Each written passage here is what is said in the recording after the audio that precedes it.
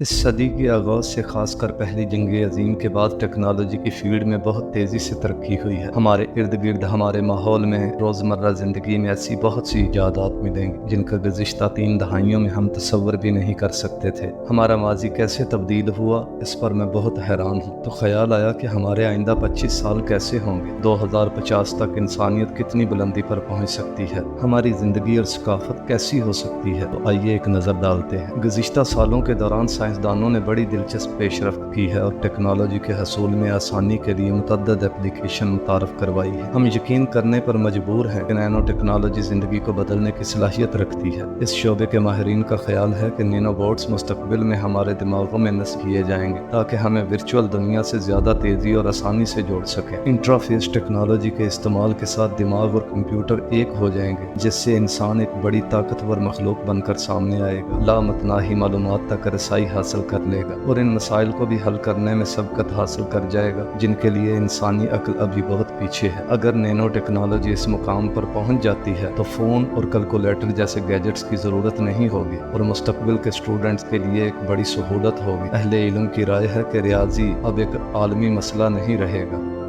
ایک اور ٹیک ترقی جس کی ہم آنے والے وقتوں میں توقع کر سکتے ہیں وہ ہے 3D پرنٹ ٹیکنالوجی کا عروج۔ یہ نام لیتے ہی آپ کو خیال آئے گا شاید فوٹو پرنٹ، ایسا نہیں بلکہ فزیکلی پرنٹ، باقاعدہ ایک وجود تراش کر بنانا یا مٹیریل کے ذریعے کسی چیز کی تعمیر کرنا۔ یہ ٹیکنالوجی پہلے ہی بہت ترقی یافتہ ہے مگر ہم توقع کر سکتے ہیں کہ 2050 میں یہ اپنے عروج کی بلندی پر ہوگی۔ اس وقت ہمارے استعمال میں بہت سے 3D پرنٹڈ ٹولز ہیں اور گھر بھی زیر تعمیر ہیں۔ آنے والے وقتوں میں ہم مزید ٹولز پرنٹ کرنے کے قابل ہو جائیں گے، بڑی بڑی مشینیں بھی بنائیں گے اور نقل و حمل کے ذرائع۔ یہ ٹیکنالوجی ایک عام اور سادہ لو انسان کے لیے بھی قابل رسائی ہو جائے گی جس سے وہ لامحدود اشیاء ایجاد کر سکے گا۔ اگر اوپن سورس 3D پرنٹڈ فائلوں کا موجودہ رجحان جاری رہا تو وہ وقت دور نہیں جب ہر کوئی بڑی اشیاء مثلا فرنیچر سے لے کر خطرناک ہتھیاروں کو بھی پرنٹ کر سکے۔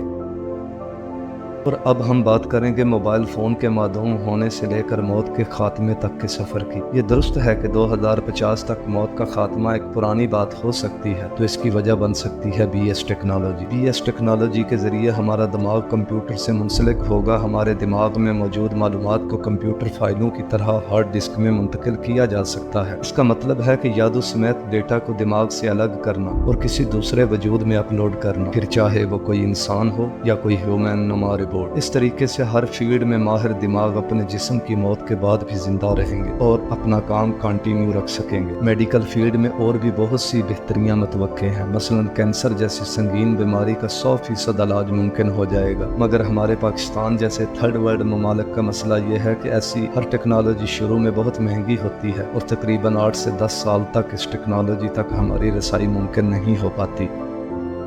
جس چیز تک ہماری رسائی جلد متوقع ہو سکتی ہے وہ ہماری سفری ذرائع ہیں۔ 2050 تک اس فیلڈ میں بہت زیادہ ترقی ہو جائے گی۔ ٹیسلا جیسے کار مینوفیکچرر کی طرف سے پہلے ہی سیلف ڈرائیونگ کاروں میں بڑی جدت آ چکی ہے۔ یہ توقع کرنا غلط نہیں ہوگا کہ 2050 تک مکمل خودکار گاڑیوں کی ٹیکنالوجی پاکستان جیسے ترقی پذیر ممالک میں بھی عام ہو چکی ہوگی۔ ان سے ٹریفک حادثات سے ہونے والی اموات میں بڑی حد تک کمی آ جائے گی۔ گاڑیاں ٹریفک کنٹرول سسٹم کے تابع ہو جائیں گی، طرز زندگی کا معیار بلند ہوگا، ڈرائیونگ کی ضرورت نہیں رہے گی۔ اور پھر ایلون مسک کا ہائپر لون پروجیکٹ جس کا مقصد پبلک ٹرانسپورٹ کا بڑا حصہ زیر زمین منتقل کرنا ہے اور الیکٹرو میگنیٹک لیوٹیشن کے استعمال کے ساتھ ان ٹرینوں کو 310 کلومیٹر کی رفتار سے دوڑانا۔ یہ ٹرینیں سستی اور صاف ستھرے سفری ذرائع کا سبب بنیں گی، مگر اس وقت پاکستان کہاں کھڑا ہوگا کچھ کہہ نہیں سکتے، لہٰذا ہمیں بھی توانائی کے زیادہ پائیدار ذرائع کی کھوج لگانی ہوگی۔